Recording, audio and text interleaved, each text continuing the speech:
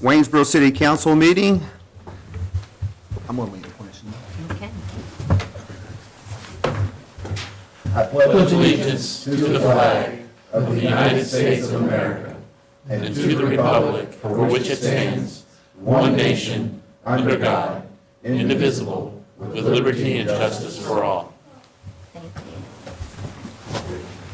you. All right. Thank you all for coming out tonight. It's a pretty full house. We got the beer crew on this side. We got another crew on this side, so we're in good shape tonight.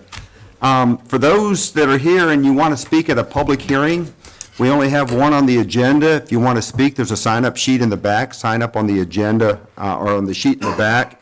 If you want to speak at our citizen comment period, there's also a sheet in the back. Sign up for it, and you can tell council your concerns. And council's here to listen to your concerns. We're not going to comment on your concerns or talk to you about your concerns during the open meeting. We can talk to you afterwards. But if you have concerns, you can express your concerns to us, and then we'll respond back in due time. I don't know how that got moved, but we've got a traffic signal here. If you're going to speak in either one of the hearings, the green light will come on. That'll give you about 3.5 minutes to talk. When it turns yellow, that's 30 seconds to wind down, and at 4 minutes it turns red, and we ask that you respect everyone else and step away from the mic and let somebody else come up that wants to speak. All right, with that, we move on to item number 3, and that is to adopt tonight's meeting agenda. Has everyone had an opportunity to review the agenda? Mm-hmm. Is there a motion to approve the meeting agenda as presented? So moved. Thank you, Mr. Short. Is there a second? Second. Who said that? That was me. Thank you, Dr. Hostetter. Any discussion? All in favor say aye. Aye. Any opposed? Motion carries 5-0. All right, item number 4 is matters for mayor. We've got a lot of things going on right now. Over the past weekend, I attended the firemen's banquet. Good turnout from our firemen, and I got to meet with the fire chief for a little bit and got some good news since we've implemented pay raises and some steps to move our fire department forward. Every position in the fire department is now filled. They've had applicants fill those positions, so we're in pretty good shape there. Talking to the public safety director for the police department, he said they're running into similar conditions where we're starting to fill up our police force. They've got officers coming in, is now that we got to take the time to get them trained at the academy. So good things have happened since we implemented our pay for our employees. And for those that don't know, tonight is Dr. Hostetter and I's last meeting. We want to thank all the staff and all the members we serve with. We've got one of the best councils around, in my opinion. I might be a little biased, but I think it's true. But I want to thank them for the last 4.5 years of hard work. They've done a great job on council, and staff's done a great job providing us the data we need to move the city forward. That's all that I have for tonight. The next item is matters for council members. Well, typically, Dr. Hostetter finishes up our matters, but tonight we would like you to go first. Okay, well, I will go first then. So, still no mask, still green for COVID, which is a good thing. There are still cases around in the medical community. We're still seeing them, but fortunately, the area we are in the green. But just as I spoke 2 weeks ago, in terms of flu numbers, we're way up. You know, Virginia is still at the highest level of flu. So I do encourage people to continue to talk to their providers about getting flu shots. They're working well, but a lot of people are still getting the flu. So, get out there and get yourself protected, particularly as we go into the holidays. I would also then like to, reiterate somewhat Mayor Henderson talked about, saying thank you. Thank you first to my colleagues. It's been a pleasure. I've enjoyed it. And to the mayor for being the mayor for the last 2 years here, 2.5. And then to staff. It's been a pleasure working with you all as well. And it's been great to learn more about how this city runs and how we need to keep it running. And then to voters. Those of you who are out here and those of you who are listening elsewhere. It's been a real pleasure. I did not expect to be running for office 5 years ago, but about that time I made the decision and jumped in, and Mr. Short had a little bit of encouragement for me, and I actually spoke with Mr. Allen before all this happened as well. And thank you for giving me the opportunity. And hopefully this city is Well, I think the city is moving in a great direction. I'm proud of what we have been able to do the last few years. I'm excited about what is coming. I am excited for the next few years as we see the museum developing, and some of you have seen those pictures online about some of the early possible viewings of the museum. I'm excited about the South River Preserve and reclaiming some of that space that's down by the river. I'm excited about the extension of the Greenway. We're starting to look towards moving the Greenway further up the whole way to Basic Park. And that's just going to be a great space to run on, to bike on, to walk on. And so I look forward to seeing all those things to come together. I'm excited for where the city's going to be in the next few years. So stay tuned, and I certainly will be. But thank you to all. All right. Thank you. I'd just like to say it has been a pleasure to work with you two gentlemen.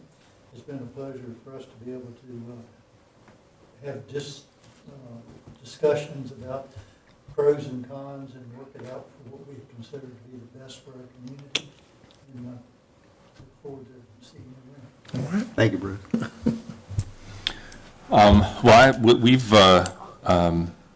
We've got a couple of prepared notes that I think we'd like to share with both of you.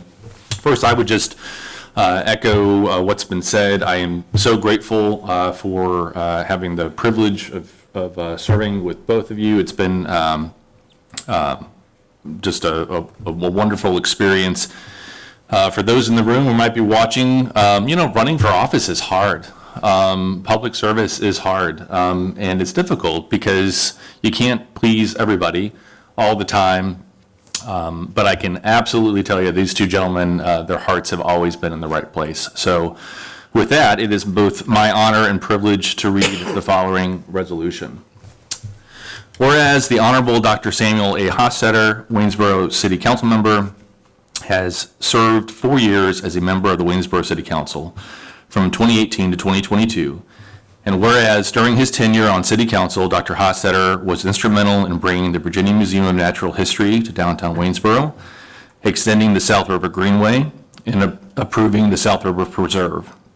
Sam fulfilled 2 terms on the Parks and Rec Commission and was instrumental in appointing qualified candidates to various boards and commissions, ensuring continuity of service to the citizens of our city. And whereas, along with his exemplary service to the city of Waynesboro and its citizens, Dr. Hosstetter has been a family practice physician at Stewart's Draft Family Practice, having joined that practice in 2000. And whereas Dr. Hostetter's accomplishments include numerous activities that go beyond the boundaries of a council member's responsibilities, including hosting constituent meetings, enabling citizens to ask questions and get information on local government and city projects, and as a councilman and a physician serving during the COVID-19 pandemic. Dr. Hosstetter regularly kept citizens apprised of health issues and CDC updates. And whereas Dr. Hosstetter is a consummate civic leader, being active in our local Boy Scouts. And now therefore be it resolved by this council of the city of Waynesboro, Virginia, on behalf of all employees and citizens of this city, as well as all others who have appreciated Dr. Hostetter's sense of duty and effective manner of serving Waynesboro so well, that this resolution of commendation be unanimously adopted in sincere appreciation and tribute to the exceptional public service to us all and to our city by Dr. Samuel A. Hosstetter.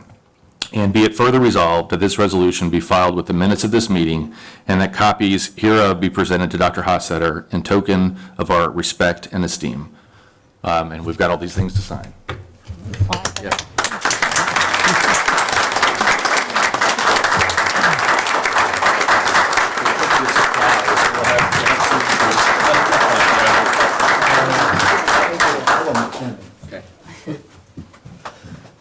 Did you know that the mayor is also our official photographer? That's going to be his next job.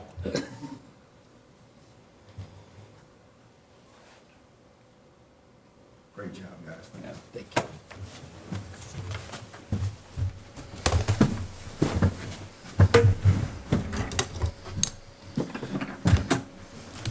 Well, I'm going to reserve my comments after I read the resolution so that I can keep it together. It's my great honor to present this resolution to you. Whereas the Honorable Robert Bobby Henderson has worked diligently for 4 years as a member of Waynesboro City Council, serving as vice mayor from 2018 to 2020 and mayor from 2020 to 2022, as well as performing civic service on other important public bodies, including service on the Planning Commission, in which capacities he demonstrated notable qualities of interest, perseverance, and optimism, while providing strong leadership and manifested dedication to public good. And whereas his interest and concerns of all Waynesboro citizens reflected a sincere belief in the importance of his role as one of the 5 elected members of City Council, and proved to be an enthusiastic and dedicated leader for many projects and initiatives benefiting the community and strengthening the municipal organization, including advocating for improving the city's budget and strategic planning processes, promoting economic and downtown development, and serving as an advocate for neighborhoods and citizens of Waynesboro. And whereas, along with his dedicated service to the city of Waynesboro, he is retired from the Virginia State Police after serving as a trooper, sergeant, and special agent. Bobby is currently employed by NEFCO Fire Investigations as their Southern United States Fire Operation Manager. And whereas, prior to his public service in law enforcement, Bobby was in the United States Army for 6 years, starting in 1979, where he was recognized as exemplary soldier of his unit and promoted to MP at the headquarters Company 4 Infantry Division, before joining the Army Reserve as drill sergeant. In 2010, he was recruited and deployed to Afghanistan, where he patrolled for 18 months until 2011. Whereas Bobby's devotion to his family, his wife Peggy, his daughter and grandchildren is further inspiration to us all.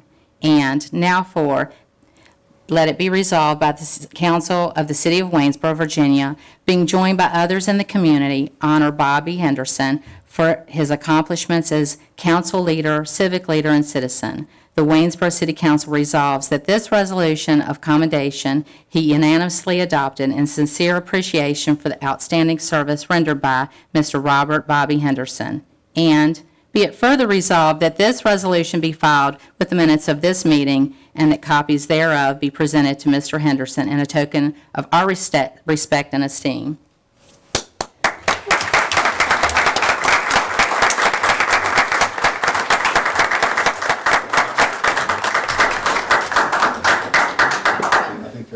He's going to get a picture too.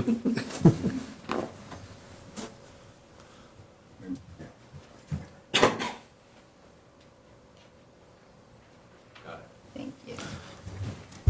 Ooh, thank you all very much. I would like to also add that it has been a great pleasure to work with both of you these last 2.5 years. You've been very supportive of me.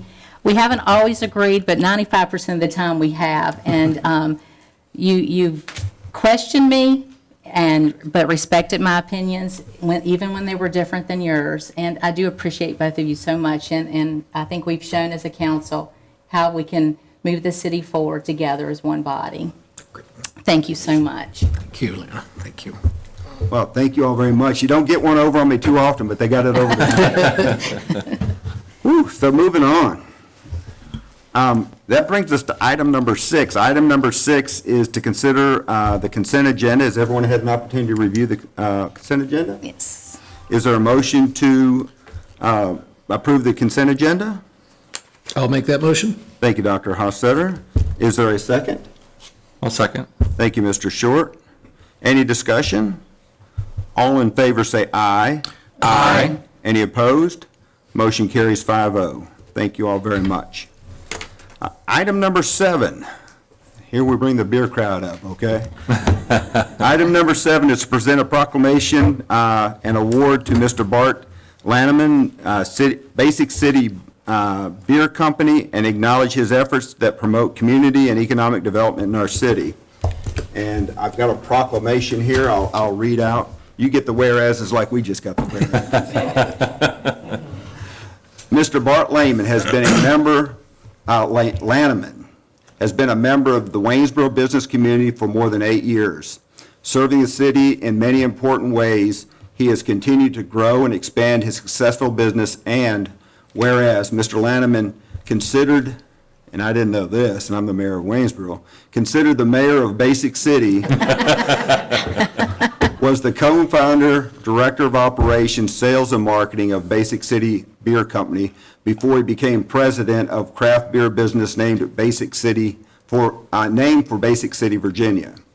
Whereas Basic City Beer Company earned the Independent Craft Brewer seal designating the brewery known for creating community and innovation, and that they've built a worldwide reputation for brewing incredible craft beers. I did know that part. Yeah, we do know that. Whereas Mr. Lanneman supported programs for growth and progress, contributed to the fabric of East Main Street corridor of Waynesboro, and whereas, along with being a successful entrepreneur, Mr. Lanneman is a loving husband and father who enjoys off-roading as much as he enjoys developing craft beers. And now, therefore, I, Bobby Henderson, Mayor of the City of Waynesboro, along with the City Council of Waynesboro, do hereby deem it an honor and a pleasure to extend this certificate of recognition to Mr. Bart Lanneman for putting Waynesboro on the craft beer map. We want to thank you for that. With sincere congratulations and best wishes for many more happy, productive years. In witness thereof, I hereby set my hand and cause the seal of Waynesboro to be affixed this 12th day of December, 2022.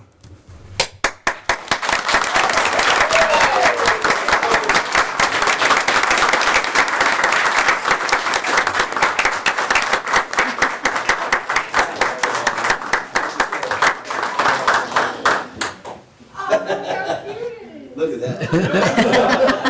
How awesome is that? This is like going to our third Made in Waynesboro award.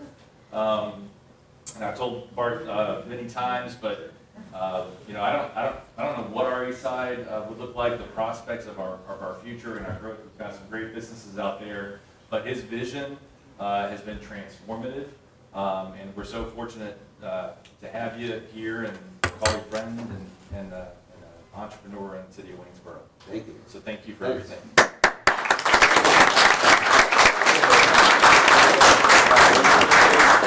I was gonna make a speech, but to save you all the 10 or 15 minutes, I would prefer to get a photo, because what really makes this happen is the Basic City crew, for sure, the community representation that we have and the support, and the city, you know, that has created a synergetic relationship with its local business. So I'd like to get a group photo and say, Yeah. you know, we're made in Waynesboro. Yeah. Come stand Come right on, here, come we'll on stand up. behind you.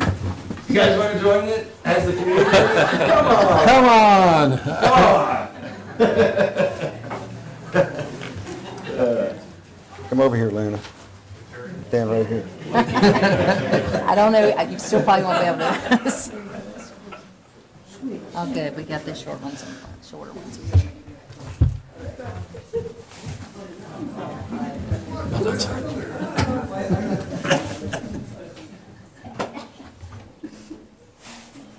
All right, on the count of 3, 2, 1. Cheers. Thank you. Thank you, Mark. We're going to be here for the rest of us. We're going to Ian J's and doing Awesome.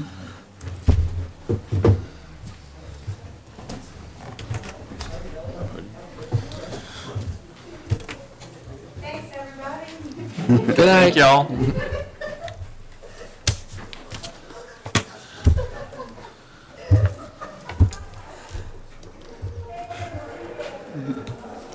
All right, item number 8, we're getting down to real business now.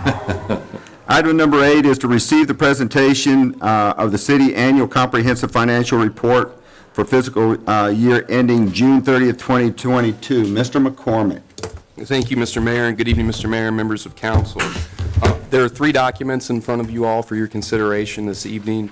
It's worth noting that the only thing council needs to do tonight is receive the report per the state code. We have to submit these reports to the state by December 15th. We will have similar to how we've done in the past. We'll carve out some time during the council retreat to talk about what the numbers mean in more detail. But I will quickly go through the letters and some of the high points in the financial report. So the first report, the small bound report, is the independent auditor's report on comments and suggestions. The main thing that does, and Ms. Argenbright, who's here with us from Brown Edwards, will probably go into this report a little bit in more detail. But the main thing that does is report to council any significant deficiencies, material weaknesses that we might have. There are none in this report. The only thing they had were a few suggestions. The suggestions related to some stale checks per, again, the state code. If a check is dated for 1 year past when it's issued, we have to remit it to the state. We had a few that came over when we did our Munis implementation from the legacy system that we couldn't quite tell in 2018 whether or not they were legitimate or not. So we were trying to ferret out whether they were correct or not, and we actually have already remitted those as of November of this year. The second one relates to school capital assets. Again, as we work through the Munis implementation, one of the modules that didn't get implemented was the capital asset module, and this just has to do with making sure at the end of the audit, these were all reported correctly, but getting a little bit better record keeping. So we're going to work on getting that software implemented or getting their spreadsheets into a better state over the next year. And then the last thing is some work on the procurement policy during 2020. The uniform grant guidance that relates to federal awards was updated, and there's some language in that we need to put into our local procurement policy, so you'll be seeing some modifications on that. Again, none of these are material weaknesses or significant deficiencies. They're best practices just for our consideration. The next report that I will talk about is the large bound report. And this is what is commonly referred to as the ACFR, the Annual Comprehensive Financial Report. As I was looking through it today, I noticed that it's grown from about 96 pages in 2004 to 169 this year. And that happens when the government, or that happens due to the Governmental Accounting Standards Boards issuing new pronouncements. The only pronouncement that we had to implement this year had to do with leases, and we were able to successfully implement that. Basically, what it says is when you enter into a lease, you're entering into a long-term obligation, and those should be disclosed in your financial statements. So we were able to do all the work necessary to get those in. They are in note, I believe it's 10, and on page 53 of the financial report. Going through the table of contents, the main things to look for are the independent auditor's report.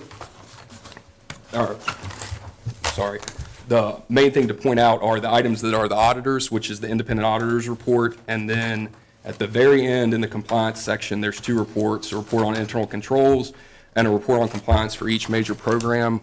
All of those reports are unmodified and do opine that these financial statements can be relied upon. It's also important to note that the financial statements are the city's and the auditor's reports are the auditors. MD&A, the management discussion and analysis, it starts on about page 7 and it goes through 16. If you just want a quick synopsis of what's going on with the city, where the financial position is, that's a good section to read. It's supposed to be a liftable document, basically meaning that you can pick it up and read it absent the other financial statements, and it's in context and you can understand what's going on. Exhibit 3, which starts on page 20, those are the start of your fund financial statements. Those have things like your general fund, your bond fund, your capital projects fund, and then a combined column for all your non-major funds, which are your funds like community action for Stanton, Augusta, and Waynesboro, your social service funds. If you go to the bottom of that section, there's a fund balance section, which is the main section we start to talk about when we get into the CIP program for next year. There was $1.4 million of unassigned fund balance during this past year that we'll talk about uses for during the CIP process, and there's also about $6 million in a capital projects reserves that if council desires, about $2 million of that is for the radio project and another $2 million for administrative and judicial needs. Any of those funds will have to be appropriated by council. Those are just assignments basically to segregate them apart. Any spending on those balances, they'll have to be moved to the capital projects fund and then spent. Exhibit 8 is your balance sheet, your snapshot as of June 30th for your enterprise funds. That's your water, your sewer, stormwater, your landfill fund, refuse fund. Page 49 starts about halfway through note 9. It'll give you an overview of your long-term debt, how much we owe in total, and then for both the enterprise funds and the general fund, and it'll also tell you what we have due in the next year, which is actually the budget year that we're in currently. And then page 53 is a description of all the leases we were required to implement and disclose during the current year. So that's the new disclosure. And then the final disclosure in this report tells you about any new pronouncements for next year that we'll have to implement. So if council doesn't have any questions, I'm going to hand it over to Ms. Argenbright from Brown Edwards to discuss anything that she might like to add and would like to. I'm sure council's aware, we were with our previous audit firm for a number of years. They ended up not having enough staff to take our work this year. Ms. Argenbright's firm stepped in late May after they've already done most of their picking up work, fit us in their schedule, and got us audit opinions on time to be submitted by December 15th. So we are very grateful to her for that. Thank you, Ms. Argenbright. Hi, I'm Megan Argenbright. I'm a partner at Brown Edwards. First year, nice to meet you all. As Cameron did all the heavy lifting just now, usually I have to say all that, so I'm pretty stoked that I get to get up here and just say we issued a clean opinion. We also, in addition to our opinion on the financial statements, we do issue an opinion in relation to your internal controls. We do not test your internal controls, but we do gain an understanding of them, which is where those recommendations that Cameron mentioned comes from. We also perform a single audit of the federal awards. We tested child nutrition, Title I, SLFRF, ARPA, whatever we want to call it, and ESSER. There's been a lot of federal funds. As you all know, I don't need to tell you, a lot more federal funds the last several years, so we had to test more programs. Information on the results of that are at the very end of the big report that you can read that information. The other deliverable that Cameron did not talk about was our letter to you guys, the letter to those charged with governance. This letter is very boilerplate, and it's because it's information that we're required to tell you every year, one of which is that your financials have estimates in them. Obviously, you've got capital asset lives, self-insurance, pension, OPEB, your landfill information. There's a lot of estimates that go into financial statements, so those are important to point out. We did not have any audit adjustments, kind of a big deal not to have any. So also should say, also a big deal is the fact that your finance department did prepare this report. We helped review it and check it, but the finance department prepared it. I can count on 2 fingers the number of clients I have that prepare their own report right now. So that is a very big deal. It's a big undertaking. But also, who knows your financials better than your finance department? So it's really ideal when you have the people who know it best preparing your report. But also in the audit committee letter attached to that is the rep letter, which is on the city's letterhead. That's signed by several folks. But when we come in to do an audit, it is a whirlwind, really. We're here for like a few days in the summer, and then we come back for a few more days, and then there's 1,000 emails. But we ask a lot of questions, and we ask a lot of people a lot of questions. And so that rep letter is essentially saying everything that we asked, you guys and the staff all gave us the best and most reliable information that they had.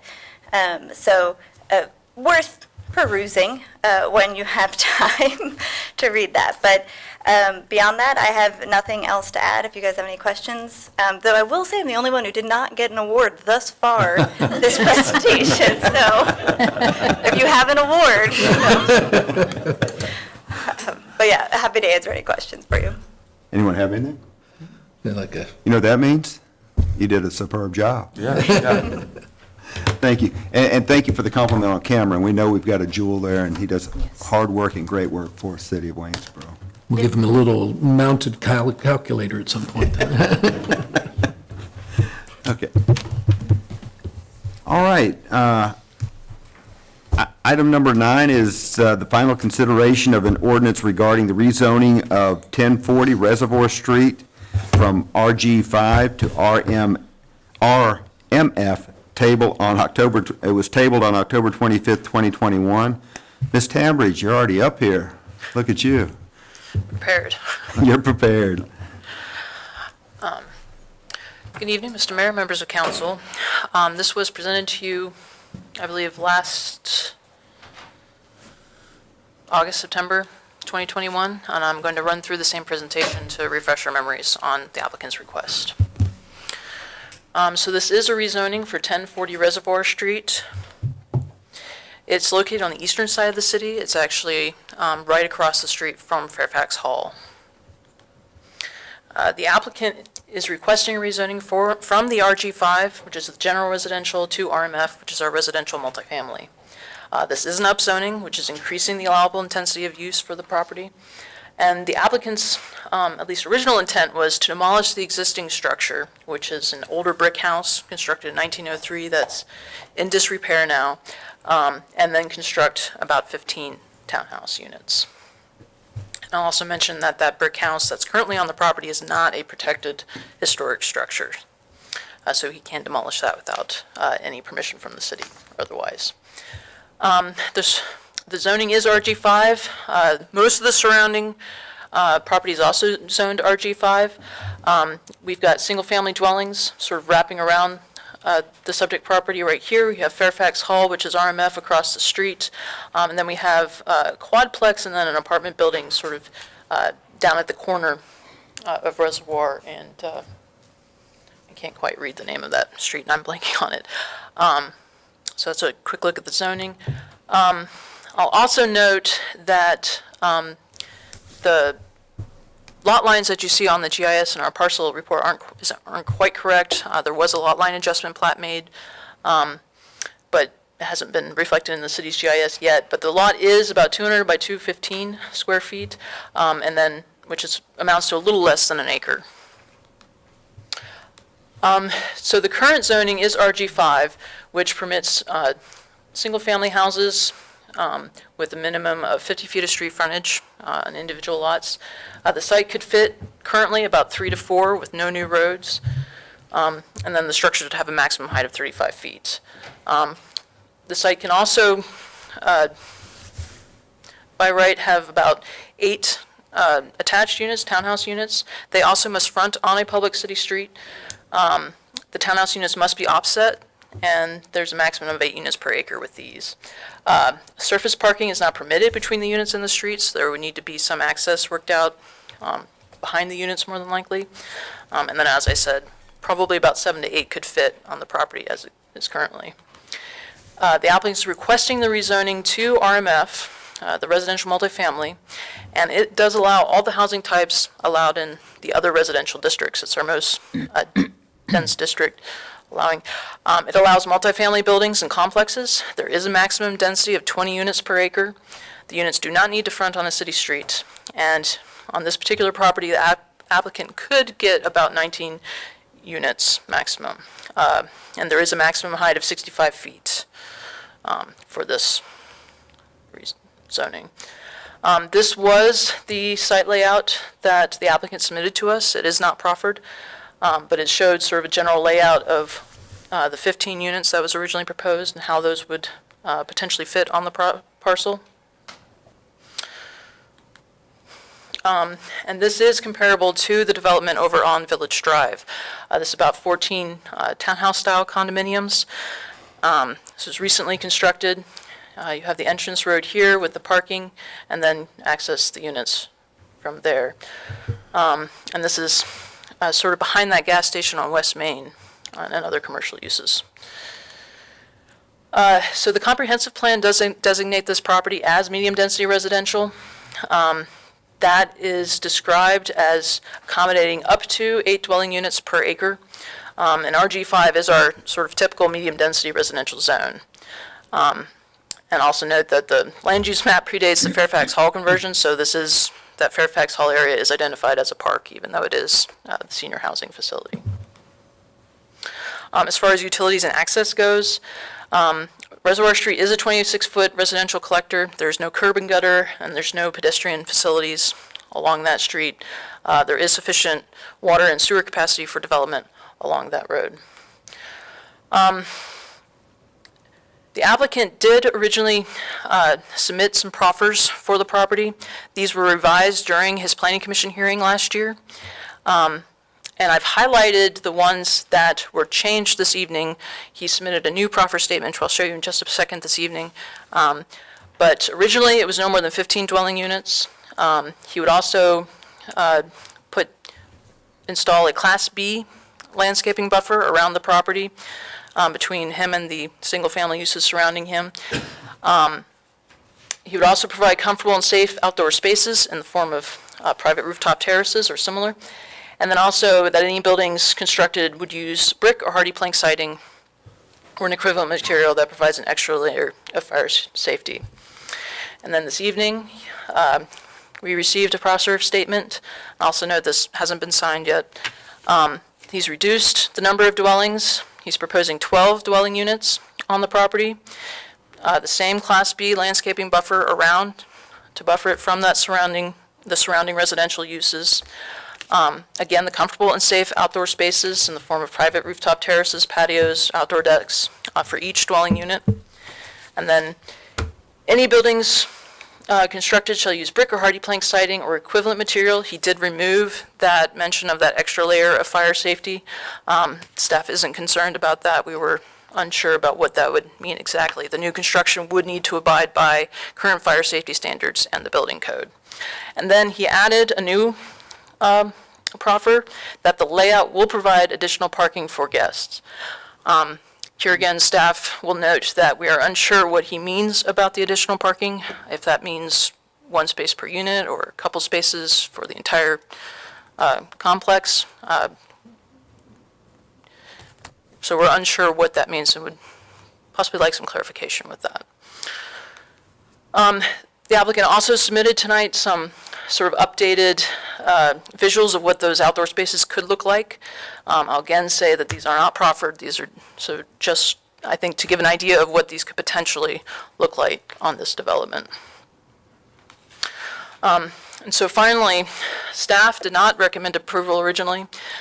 We had concerns about the density. It also did not comply with the comprehensive plan.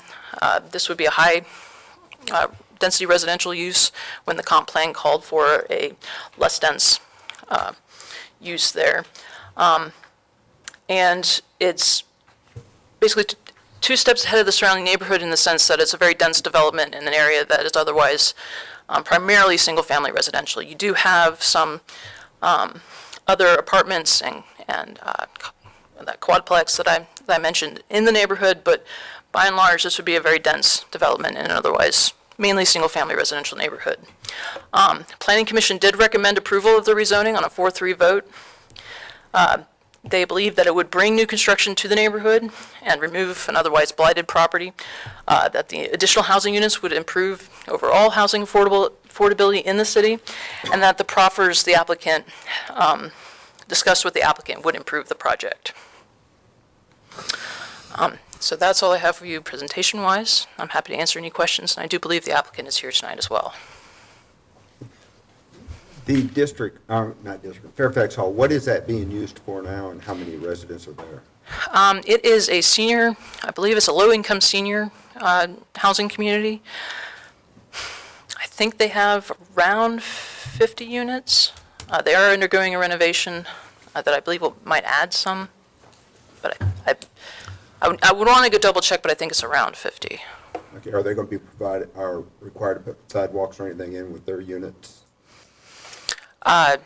No, not, I would want to double check that and verify with you, verify for you. I haven't seen a site plan for that yet, but I do know it's coming. Okay.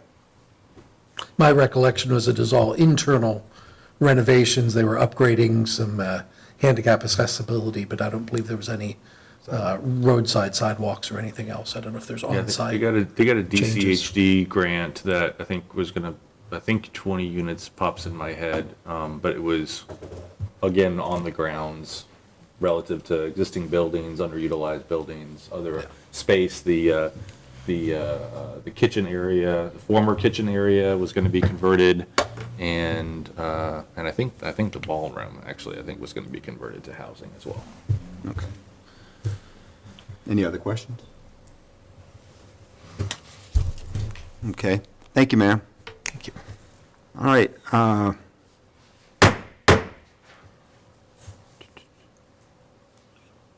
No, I done lost my mind. That's the next one, the public hearing. We're not going to that one yet. Not going there yet. All right, so,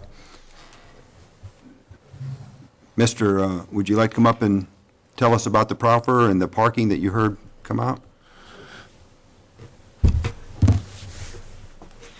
Good evening, Jake Turner. Good presentation, thank you. Last minute, threw it at her. I did proffer that reducing from 15 to 12 units gave an additional one more parking space per unit, so that's 3 per townhome. So I did speak to a couple of you today, and there was a concern, so that helps out.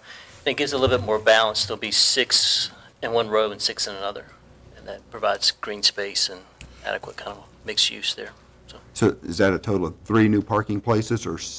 Total of 6, minimum 6. You can okay. put 9, so 3 more on the side of the road, but each unit will have 3 per, Okay.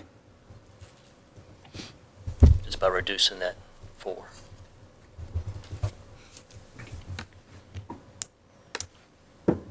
Nothing else? Okay. Thank you, sir. All right, so we've had this before us tonight. Is there a motion to introduce the ordinance to rezone 1040 Reservoir Street from RG5 to RMF? Mr. Mayor, I'll make a motion to deny the request for rezoning. Okay, we have a motion to deny. Is there a second? Second. All right, we have a motion to deny. We have a second. Any discussion?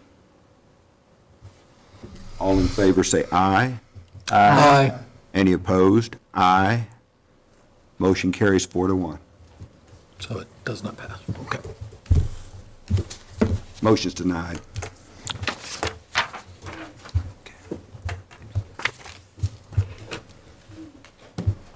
Okay, the next is our first public hearing and only public hearing of the night.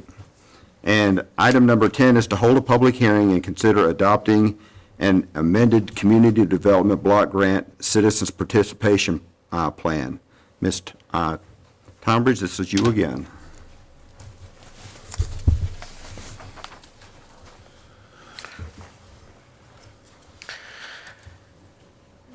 Okay, so this is the amended citizen participation plan that we've prepared for the Community Development Block Group Program. The citizen participation plan is a required part of the Community Development Block Grant Program.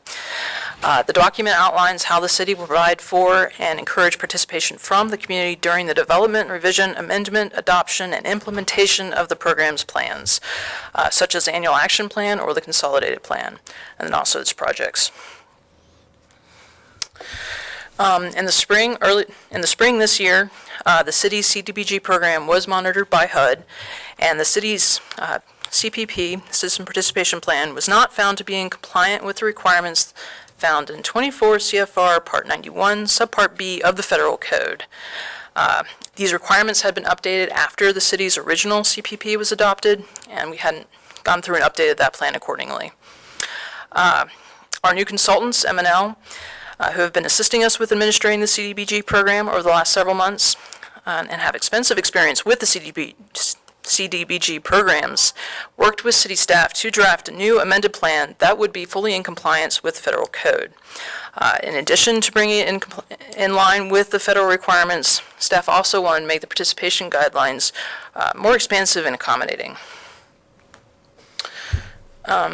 So the HUD review identified 4 deficiencies that have since been rectified in the amended CPP. The first one, the original plan lacked a description of how the city would hold public hearings at times and locations that would be convenient to potential and actual beneficiaries of the program. Then number 2, if the public hearings would be held with accommodations for persons with disabilities. And then the third one, how the city would address the needs of non-English speaking residents in the case of public hearings where a significant number of non-English speaking residents could be reasonably expected to participate. And then finally, the plan was not available on the city's website, as had been indicated in the original CPP. So the first three deficiencies are now addressed in Section B of the amended CPP. The plan now includes paragraphs specific to non-English speakers and persons with disabilities and identifies how English speakers can access CDBG materials and that all of the city's public meetings will be held in handicapped accessible locations when available. There's also a paragraph, two paragraphs in there discussing public hearings and the notice of such public hearings. And then finally, the plan is now posted on the city's website. And that is the location where the plan can be found. Also, as I mentioned, in addition to bringing the plan in line with the federal requirements, staff wanted to make the participation guidelines more expansive and accommodating. And in an effort to do this, the amended CPP now lists some additional locations where CDBG program documents will be made available for public review and comment. These locations include the Community Development Department in this building, along with the city's website, but it also includes the Public Library, the Housing Authority Office, the Social Services Office, the Rosenwald Community Center, and then also the Embrace Community Center. They also agreed to be a display location. Staff is also planning to hold future public meetings in LMI neighborhoods, in addition to the meetings that we have traditionally held in council chambers. And then finally, the amended CPP was available for public review and comment from October 21st to November 7th. It was on the city's website, and then we also made it available in most of the locations that I just mentioned, with the exception of Embrace.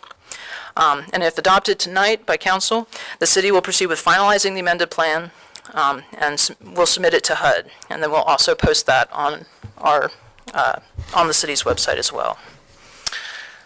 And that's all I have for you on that. I'm also ready for any questions. Question? Okay. I hereby open the public hearing.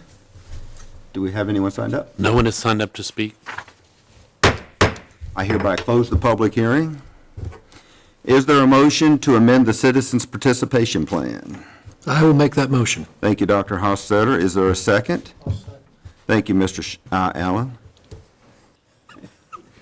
I didn't do it, sir. Is there any discussion? All in favor say aye. Aye. Any opposed? Motion carries 5-0. Thank you very much. The one I've been waiting for all night is up next.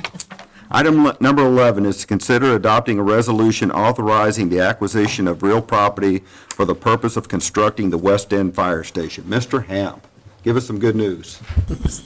Well, so there is good news. All right. All right. Unfortunately, state law, wait a minute, state law and the city code don't allow the executive administrative officer to acquire property under his own or her own authority, so it requires the action of council.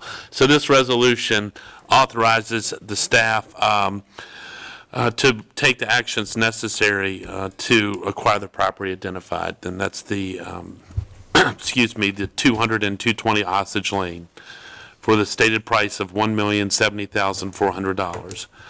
And it also ratifies the contract that has been presented previously and with the, your meeting packet. So a simple resolution authorizes staff to move forward with the project. Any questions for Mr. Hamp? Okay, is there a motion to authorize the acquisition of real property for the purpose of constructing the West End Fire Station? I'll make that motion. Thank you, Dr. Hosstetter. Is there a second? Second. Thank you, Mr. Allen. Any discussion? All in favor say aye. Aye. Any opposed? Motion carries 5-0. This is a great day for the city of Did we Waynesboro. say it loud enough in the microphone? I wanted to holler that one in there. I really did.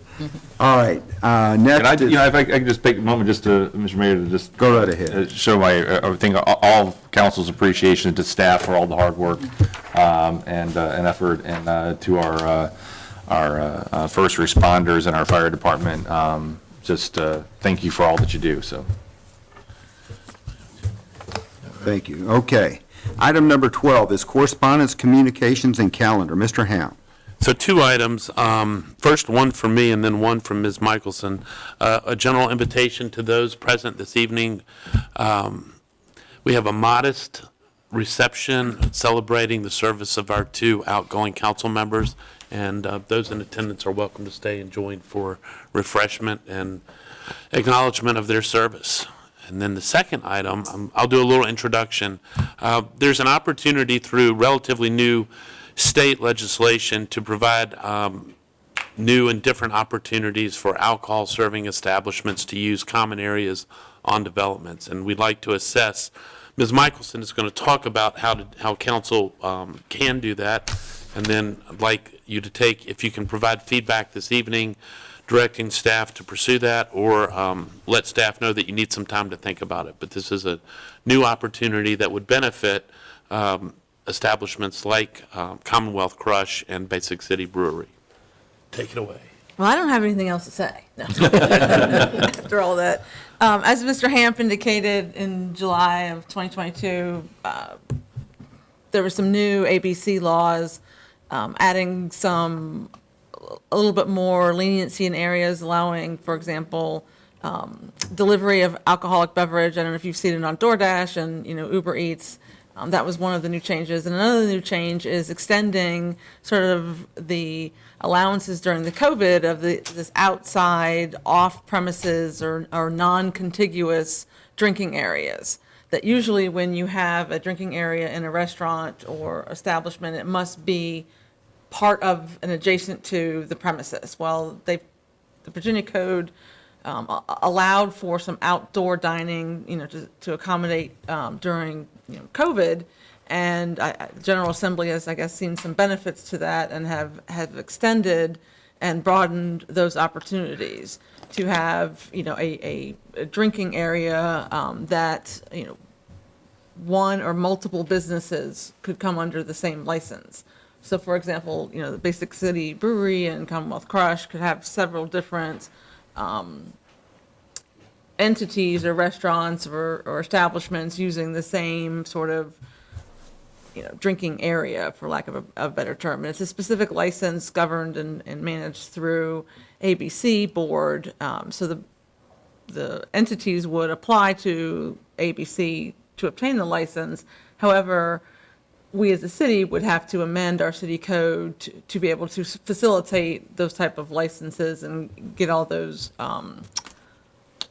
in compliant with our own laws. So, given these new laws that the General Assembly enacted, there has been some interest in our city entrepreneurs in such a type of license. So city staff has done some research and worked with the ABC board to kind of see about what would these possibilities entail. So we wanted to kind of, I guess, take council's temperature before we went too much farther down this road to see if that was something that council was amenable to have sort of outdoor,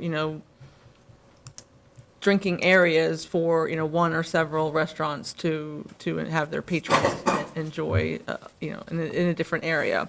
So we just really wanted to kind of get some feedback from council tonight to see if that was something that you wanted more information on, or you wanted us to bring an ordinance forward for your consideration, to allow, or you have no interest at all in it. It's sort of, I guess, what we're just wanting to see. For what my opinion's worth at this late hour. It sounds like a great idea. I mean, I imagine that the ABC folks did not write a particularly liberal or problematic ordinance, so that finding a way to make our rules compliant to give opportunity would be great, but I won't be voting on it, so.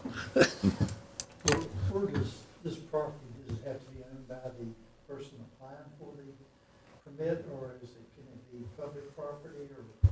Could be your backyard. Well, the person holding the license would have to have some type of either lease or ownership of the area. So most likely it would be one of the, either the landlord and you rent it out and the tenants, would have the area.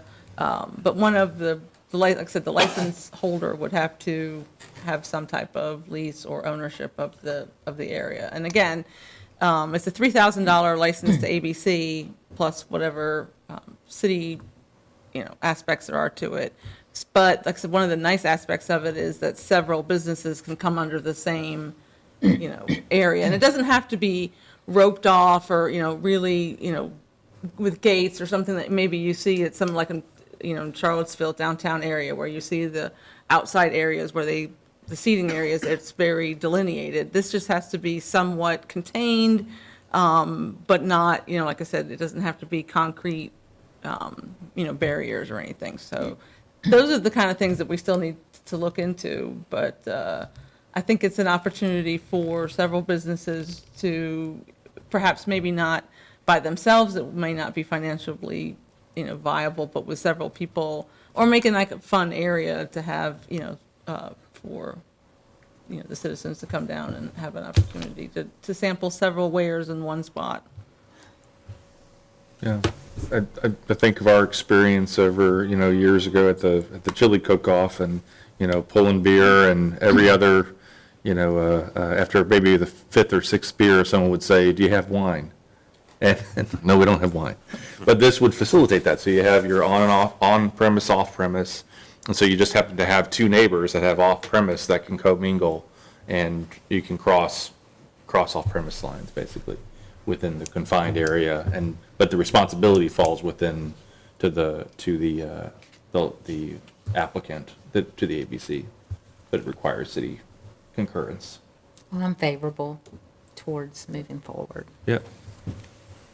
We'll get together a draft for the city code and maybe put together some more information on a presentation upcoming.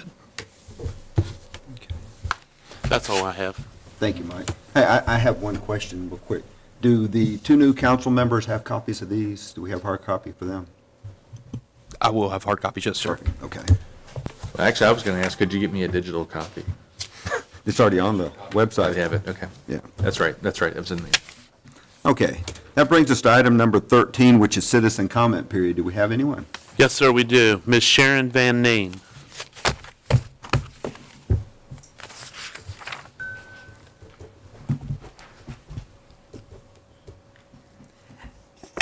Sharon Van Name, 2116 Bellevue. I'd like to speak a minute about the bulk refuse, which I realize that you passed as part of the consent agenda tonight, but I still have some thoughts that I'd like to share with council. One is that I think it's a really important program that the city provides. I think it makes the city far more livable, more beautiful, and as a single person without access to a truck, I've used the service myself several times and found it very helpful. So I'm happy that that staff brought up the problems that are with the program and that council took time to look at it. I think that the ordinance that you passed tonight was a big improvement over what was begun, but I still have some questions about it. I've heard a number of problems with the program described, some of them being that there are a lot of unscheduled piles of debris around, things that people have piled up, but they haven't called the city to come get it. I'm afraid that by putting in a fee structure, you're going to actually make that problem worse, that people who were not likely to call the city when it was free would be even less likely to call it if it's going to cost the money to have it taken away. My second issue is that I heard a lot of talk about the fact that the city just doesn't have the capacity to handle it, that they're constantly running behind in doing the pickups. And I really don't see how a fee is going to help that situation. I've been thinking about it for a long time. The only ways that I can see is if you're going to take that money to use for increased capacity somehow, I don't know how that would work, overtime or more people or something that would help the cities to keep up with it. But the other thing that I'm really afraid of is that the thought process is that by putting in a fee, it will reduce the number of people that are going to be willing to ask for this service. And my problem with that is that it would make it most likely that the people with lesser means would be unable to ask for it. I mean, those of us who can afford to it might be able to go ahead and get a private contractor, but I'd hate to see the city price out folks who really could use that service as it is. I do appreciate all the work that the staff did on this, but I'm really glad that the program is set up as a trial thing, and my reason for speaking tonight is to urge council to take a really good look at it as the program gets phased into, and ask the staff to give you a really, really good look at how well it worked. Specifically, what did the fees accomplish? What did they use the money for? And were there any adverse effects from it? Some things that you didn't expect to happen, like unscheduled things, more stuff piling up, or even some illegal dumping in places. I've got a minute or two left, so I'm going to take my time to also express my appreciation for Mayor Henderson and Dr. Hofstadter. I think that having come to a number of city council meetings lately, I've been really impressed with how well this council works together, how you listen to one another, how you discuss things and debate things. And I think that Mayor Henderson and Dr. Hofstadter have been a great part of that, and I appreciate them. I mean, if nothing more, you have to listen to people like me come and second guess you. So thank you very much for your service. Thank you. That's it. All right. Final item on the agenda, is there a motion to adjourn this meeting? I'll make that motion. Thank you, Mr. Allen. For the last time, I'll second it. Mr. Dr. Hofstadter. Any discussion? All in favor say aye. Aye. Any opposed? Motion carries 5-0. Thank you very much.